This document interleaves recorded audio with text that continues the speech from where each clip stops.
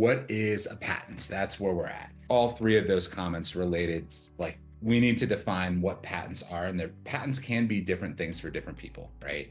That's the main point that I wanted to make by hearing, you know, different questions about what they want, what people want to do with patents. Patents can be different things to different people. In general, though, I think across the board, and it's not only patents, but all IP, right? When it's smartly deployed, IP can provide leverage to expand a market position and competitive advantage, right? So if you're looking to exit a company or if you're looking to raise funding, raise capital, the valuation comes into play, and that all filters back to market position and competitive advantage. When an investor looks at a company and they look at the patents, it's not just the patents themselves that they're looking at. They're looking at, okay, how effectively can those patents prevent competitors from coming in and weakening the value of the company or the product that's being sold?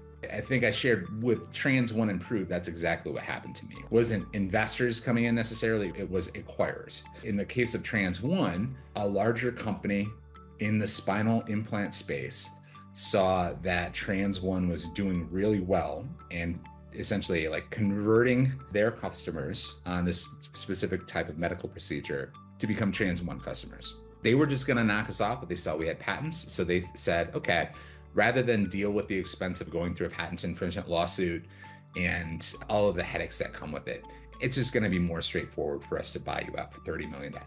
It was a real easy equation for them. That's what we want to do. When we build a patent portfolio, what we're doing is we're like thinking about the calculus, right? Is it worth it for me to fight this lawsuit and try to get around your product? Or is it worth it for me just to look and see, okay, you're doing 10 million a year as about in sales. So if we get that 10 million a year, in 3 years, we're going to essentially make up that difference in what we would pay you for. And then we'll have the patent. So after that, it's sort of an unlimited ability for us to have that market position that you have. So at the end of the day, patents are a tool for leverage. And the leverage is used to create value, whether it's to investors or to acquirers if you're a startup founder.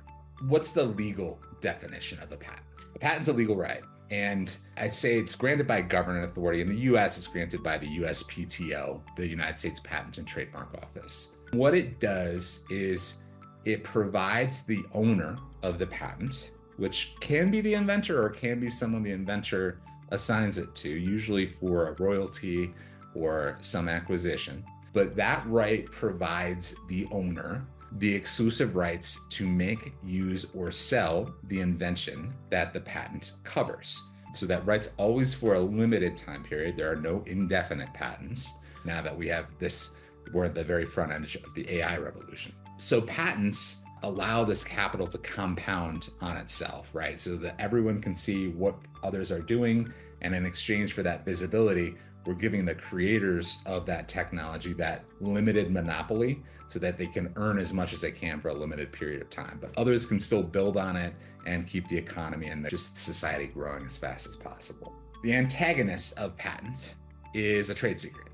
The government had to have a patent. And so the patents are enshrined in the Constitution. The country's founding fathers saw the need to prevent people from just hiding their technology so that they could grow as an economy, so the society could grow based on the strong growth of an economy. Sometimes is appropriate to have a trade secret as opposed to a patent. Like patents, trade secrets are actually legal rights. It's not just something that doesn't exist in law. There is an actual statute protecting trade secrets. It's a specific intellectual property right on confidential information that maintains its value because it is secret. Sometimes you don't have a choice. Like if you sell a product, you're essentially putting it out in the world. Your only ability to protect the intellectual property rights of that product is the ability to get a patent.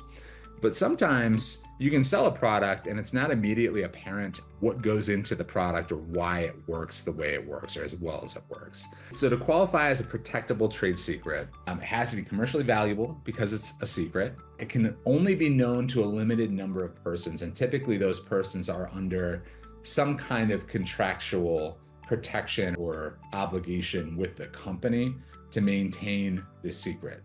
The company or the owner of the trade secret has to take actual steps to protect the secrecy. I think it's a good time to sort of move on to enforcement. Enforcement means taking action on your patent or your trade secret. So if someone has infringed on your patent, or you think someone's infringed on your patent, or if someone has actually somehow figured out how to get access to your secret associated with your product, and you believe that you have a legally enforceable right to your secret, then what you need to do is you need to enforce it to get them to stop using your product. As a patent owner, you can sue for patent infringement when someone else makes, uses, or sells your patented product without your permission. That is what gives rise to a legal dispute for patent infringement. Trade secret holders, the cause is slightly different. If someone unlawfully acquires, uses, or discloses your secrets, that's how you can enforce a trade secret. But as I mentioned before, as I tried to allude to, it's a little bit harder to show whether or not acquisition of a secret is unlawful or not, right? So sometimes if someone just discovered it, or they didn't acquire the secret by any intentional act, they just found the secret, someone left it on the floor, whatever it was, that might not be unlawful acquisition of that secret. Someone brought up trademarks. In fact, I covered essentially what a trademark is. You can protect the representation of the source identifier of a product. It can be a visual logo like the Nike swoosh. It can be the word Nike, or like the word. You can protect a word and get a trademark on a word. You can even get a trademark on a sound. So a lot of the jingles and advertising, Liberty Insurance, that really annoying, they've got a trademark protecting that audio mark. Trademarks protect the source identifier of goods and services. A design patent covers the way a product looks, whereas a copyright protects a work of authorship, which can be an artistic representation of how something looks, but it also can be a piece of artwork. It can be a YouTube video. It can be a book or an article. All of those things are protected by copyright. It's just important. I think depending on your business, you may want all of the above. Like you may want copyrights, you may want trademarks, you may want design patents, you may want utility patents. You may want trade secrets as well, but you have to prioritize and you have to understand which of those assets that you obtain for your company are the assets that are going to give you the most value. So Elon Musk is famous for saying patents are for the weak. And I think he said that emphasizing, placing the value on continuously innovating and like moving fast and breaking things and like building out product portfolios and using speed to essentially gain your foothold in the marketplace as opposed to relying on patents. There are certainly other barriers to entry besides patents that you can use to build value into your company. Back in 2014, I don't know if you remember this, he had this social mission with Tesla. He wanted to reduce emission producing vehicles. So he open sourced his patents. He essentially said, look, we've got all these patents at Tesla. We're not going to use them if you're going to build EVs and try to reduce our reliance on fossil fuels. He didn't believe in the patent system in general. Ironically, Tesla has filed thousands of patents, especially more toward going from 2010 to 2020 in things like battery technologies, autonomous driving systems, charging infrastructure.